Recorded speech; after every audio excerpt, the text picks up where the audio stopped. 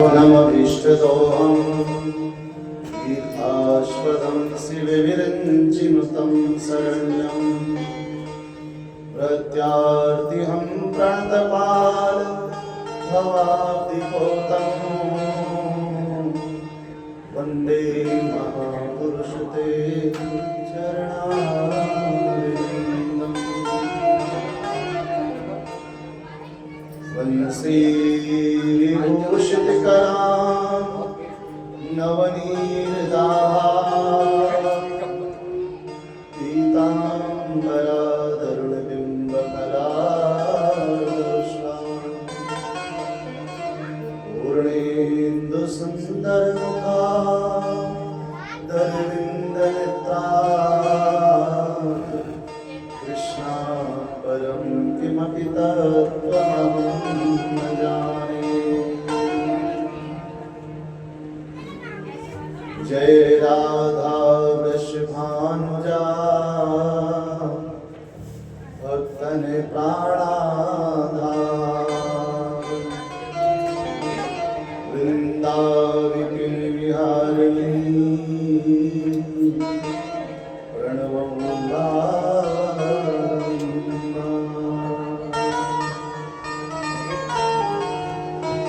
भक्ति भक्त भगवंत गुरु चतुर्नाम वपुए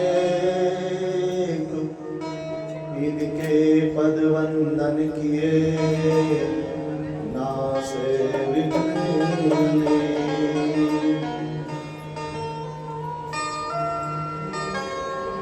मेरी भव बाधारो श्री राधा जातन की झाई परे श्याम हरित हो। श्री राधे मेरी स्वामिनी मेरा राधे दास जन्म जन्म मोहे दीजियो श्री वृंदावन को।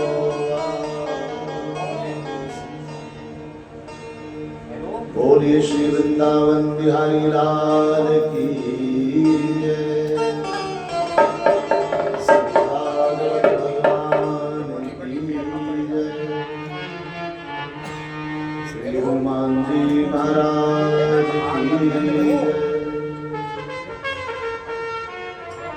सतगुरुदेव महाराज की जय। जय जय श्री राधे।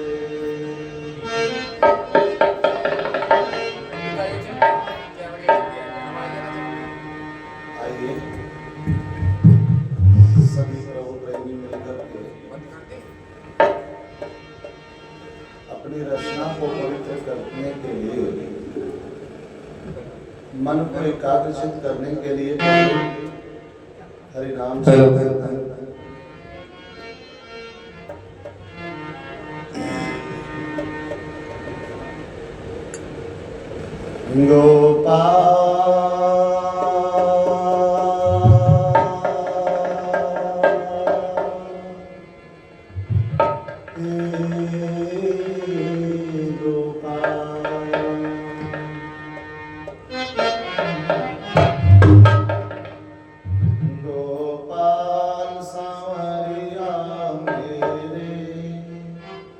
नंदलाल सामरिया मेरे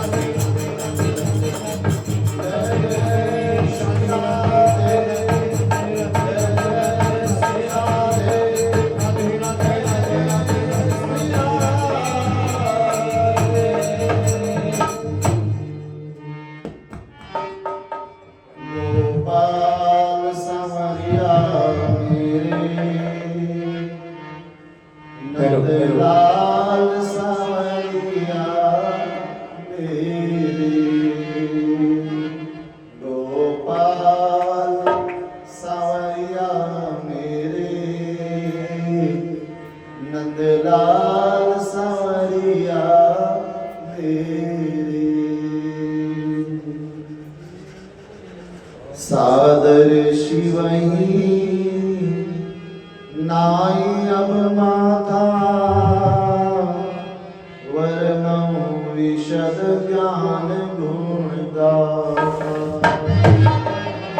सिय राम मैं सब जग जानी करो राम कोई जुग जानी सिय राम मैं सब जग जानी करहु प्रणाम जोरे जुग प्राणी श्री राम मैं सब जग जानी करहु प्रणाम जोरि जुग जानी सिय राम मैं सब जग जानी करहु प्रणाम जोरे जुग प्राणी करहु प्रणाम जोरे जुग प्राणी।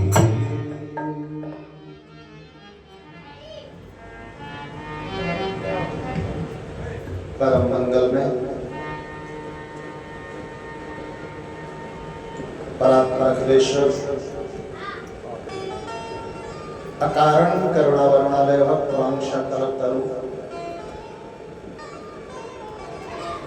सच्चिद आनंद स्वरूप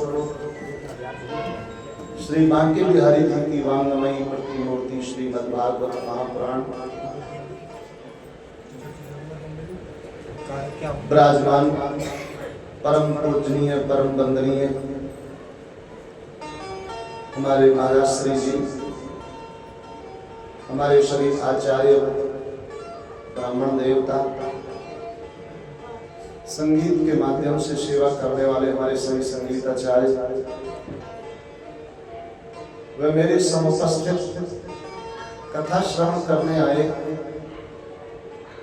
सभी धर्मानुरागी प्रभु प्रेमी सभी माताएं बहनें सब बाल गोपाल, आज भागवत जी की परम मंगलमयी आनंदमयी कथा के षष्ठम दिवस में हम सभी लोग प्रवेश कर रहे हैं।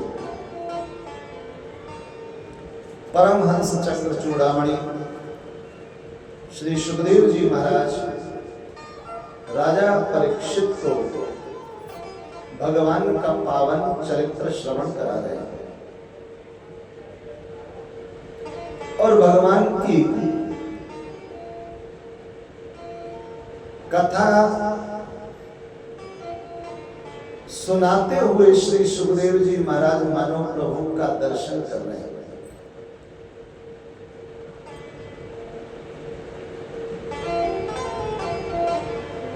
कल की कथा में आप सब भक्तों ने सुना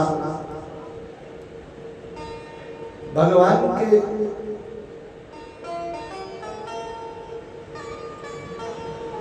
नाना अवतारों की कथा आप सब लोगों ने सुनी।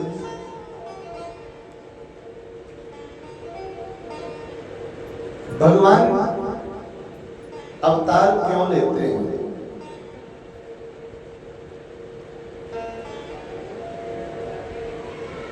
परमात्मा जब आते हैं धराधाम पर, भगवान जब देखते हैं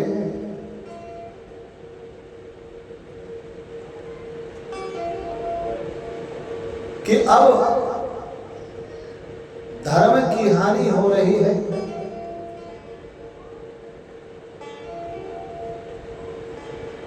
अधर्म बढ़ता जा रहा है,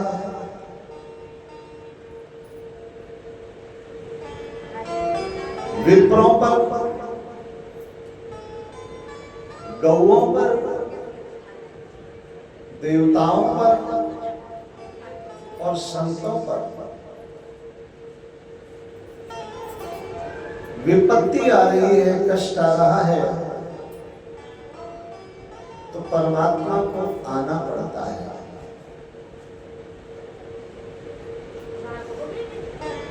भगवान को धर्म प्रिय है।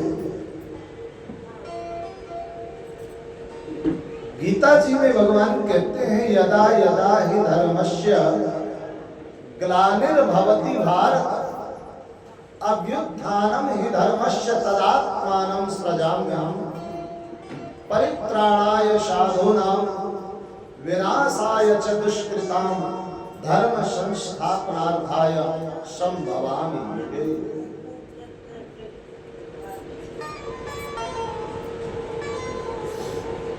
भगवान धर्म की स्थापना के लिए अवतार धारण करते हैं। परमात्मा किसी के गर्भ से जन्म नहीं लेते। भगवान का जन्म नहीं होता, परमात्मा का प्राकट्य होता है। जन्म कर्म चैमे दिव्यम, भगवान कहते मेरा जन्म कर्म दिव्य है। परमात्मा अपनी इच्छा से आते हैं, निज इच्छा निर्मित तनु माया गुण गोपाल, निज इच्छा से। और परमात्मा जब आते हैं अपने भक्तों की रक्षा के लिए, जहां भगवान आते हैं उनको परमानंद प्राप्त हो जाता है। क्योंकि आनंद ही परमात्मा का स्वरूप है। भगवान आनंद रूप है। कल जब भगवान का प्राकट्य हुआ तो आप सब भक्तों ने भगवान के प्राकट्य पर बड़े आनंद से, प्रेम से कीर्तन गाते हुए भगवान को बुलाया। नंद के आनंद भय जय कन्हैया लाल। नंद जी के यहां आनंद आए।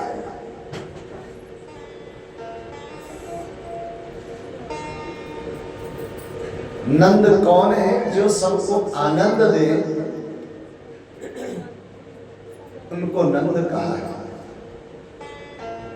और यशोदा,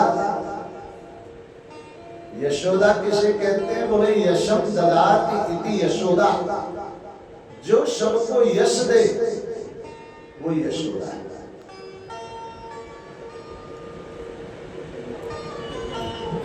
तो भगवान का प्राकट्य हुआ मथुरा में, और मथुरा से भगवान फिर गोकुल में आए।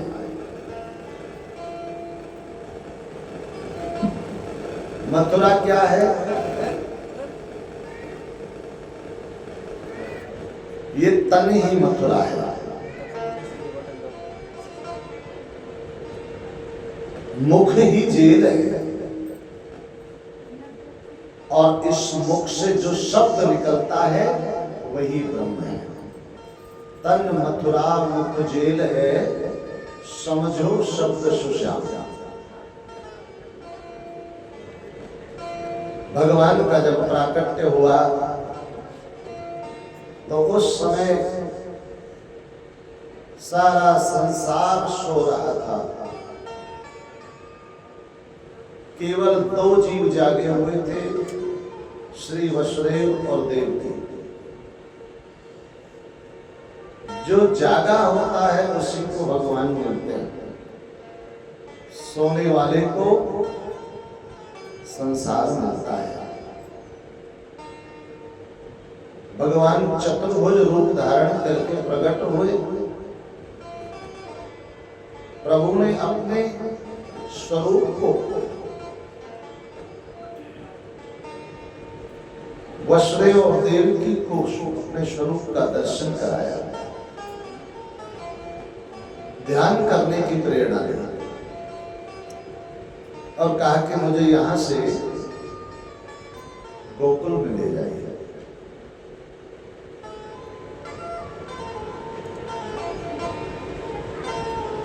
भगवान अपने स्वरूप का दर्शन कराते हैं। शिशु रूप धारण किया प्रभु ने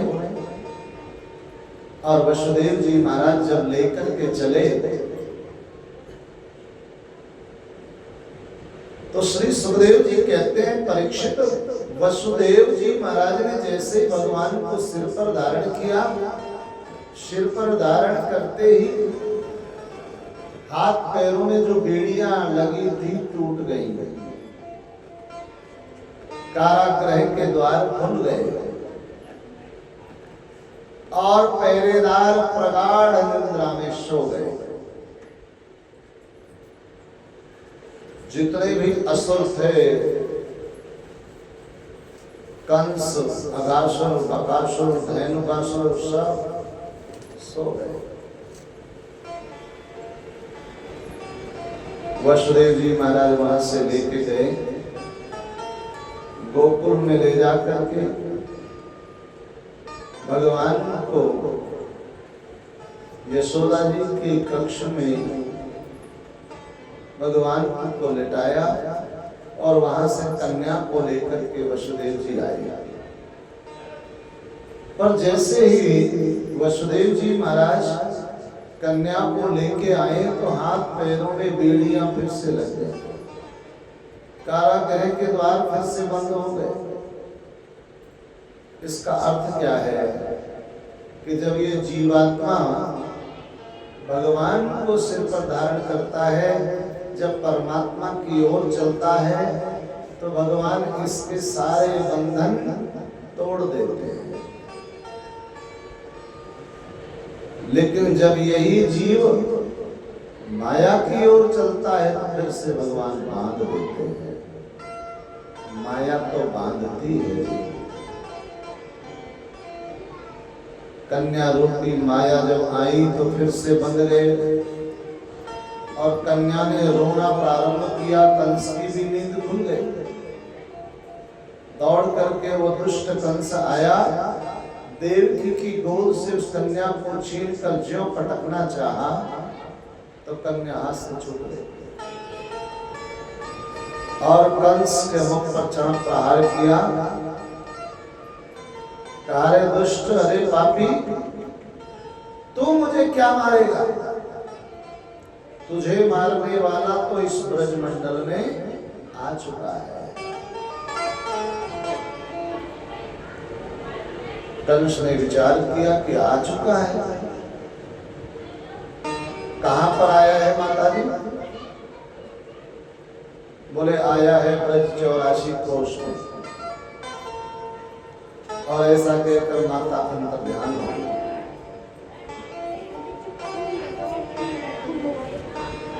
पर देखिए कंस ने विचार किया कि मैंने इतने दरबार लगाए, इतने पहरेदार लगाए, फिर भी वो निकल गया, वो तो कहीं दूसरी जगह आ गया। कंस आया, वसुदेव देवकी को समझाया, मैंने तुम्हें बहुत कष्ट दिया, वो तो कहीं और जगह ही। उपदेश भी किया कि बहन तुम्हारे पुत्रों को मार दिया मैंने, पर देख बहन तो चिंता मत कर, शरीर ही तो मरता है, आत्मा थोड़ी मरती है। उपदेश किया, पर उपदेश कुशल बहुत है।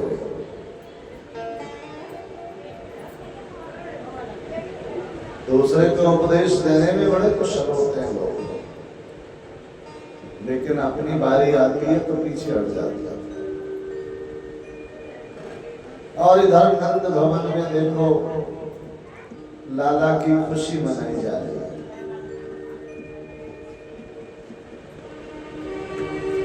श्री सुखदेव जी कह रहे हैं, परीक्षित इधर तो प्रतीक्षा हो रही थी कि कब लाला का जन्म होगा। मध्य रात्रि अष्टमी, सब अधीर भाव से प्रतीक्षा कर रहे हैं। नंद बाबा की दो बहनें भी हैं जो पहले ही आ चुकी हैं। सोच रही कि भाभी के कोई बाल गोपाल होए, हम सेवा करेंगे तो हमें भी कुछ मिलेगा। 6-6 महीने पहले आ गया। दोनों बहनें आई हैं, एक का नाम है नंदा और दूसरी का नाम है सुनंदा। मध्य रात्रि का समय जैसे ही योग माया आई, सबको सुला दिया और उसी समय वसुदेव जी महाराज अपना कार्य करके चले गए, किसी को पता नहीं लगा। नंद बाबा रात्रि में सोए, उनको स्वप्न में दर्शन हुआ। नंद जी ने देखा मेरे घर में एक छोटा सा नन्हा सा बालक ने जन्म लिया है, कितना सुंदर बालक। उसकी सुंदरता को देख करके नंद बाबा गदगद हो गए और स्वप्न के लाला को बार बार देख रहे हैं। भगवान से प्रार्थना करें, प्रभु आपकी कृपा हो जाए, अगर मेरे घर में ऐसे बालक का जन्म हो गया तो मेरे भाग्य का उदय हो जाएगा।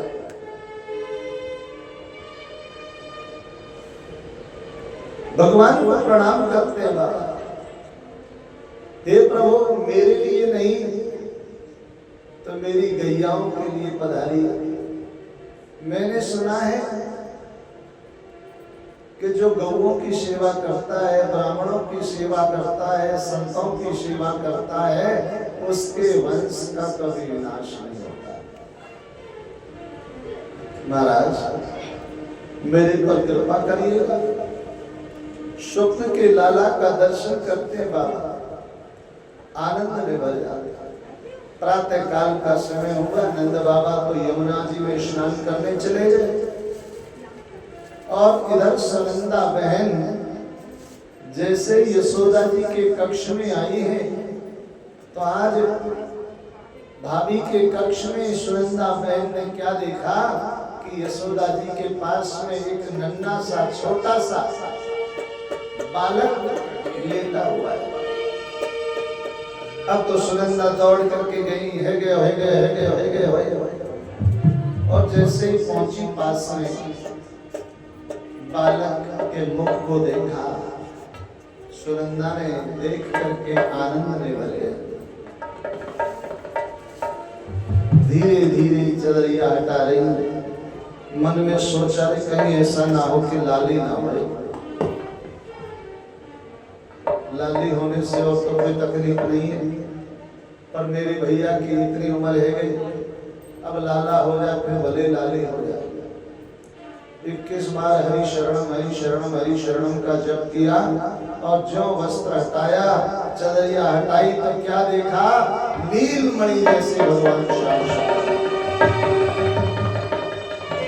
प्रभु की सुंदरता को देखा, सुनंदा बहन ने हृदय गदगद हो गया, आंखों से प्रेमाश्रु बहने लगे। ऐसे सुंदर है कन्हैया। प्रेम से बोलिए नंद के लाला की जय। अब तो सुनंदा जी मन ही मन सोच रही है इस शुभ समाचार को सबसे पहले अपने भैया नंद को सुनाऊंगी। दौड़ करके सुनंदा के बहन गई, बाहर गई, पूछा मेरे भैया कहाँ है। ब्रजवासी बोले नंद जी तो अभी यमुना जी के किनारे बैठ करके माला जप कर रहे हैं। नंद बाबा वहीं बैठ करके आसन लगा करके मंत्र जप कर रहे थे और मंत्र जप करते करते नंद बाबा उस स्वप्न के लाला को याद कर रहे हैं जो स्वप्न में दिखाई दिया। भगवान की जब जीव पर कृपा होती है तो पहले परमात्मा स्वप्न में आ जाते हैं। उस स्वप्न के लाला को याद करते करते नंद बाबा इतने आनंद में भर गए कि अपना मन